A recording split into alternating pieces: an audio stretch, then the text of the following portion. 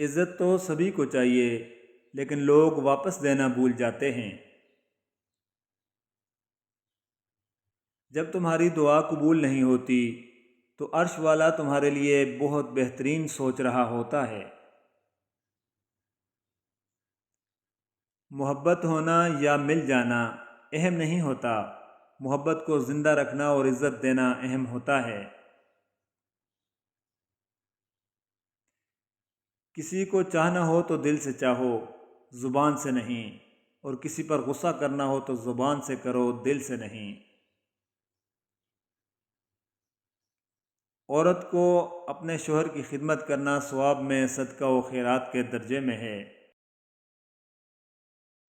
کبھی ہم کسی کی اور کبھی نہ کبھی کوئی ہماری جگہ لے ہی لیتا ہے، یہی زندگی کی اصل حقیقت ہے۔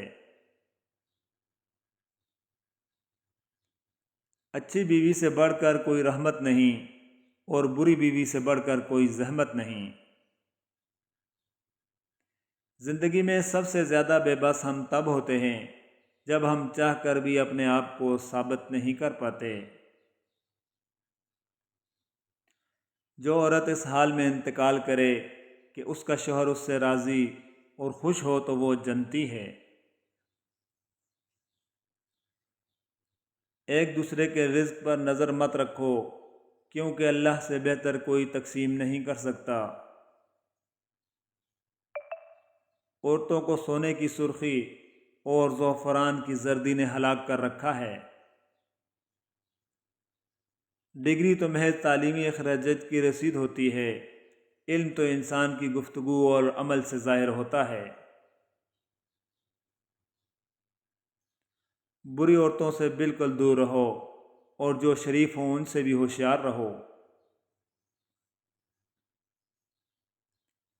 محبتیں پانے والے خوش قسمت نہیں ہوتے، بلکہ انہیں سنبھال کے رکھنے والے زیادہ خوش قسمت ہوتے ہیں۔ نیک عورت امور دنیا سے نہیں بلکہ اسباب آخرت سے ہے۔ ایک عقل مند عورت کبھی پیسوں کے پیچھے نہیں بھاگتی، کیونکہ وہ جانتی ہے کہ اس کی محبت انمول ہے۔ دنیا میں سب سے زیادہ خوش نصیب وہ ہے جس کی رفیقہ حیات باعصمت اور نیک طینت ہو۔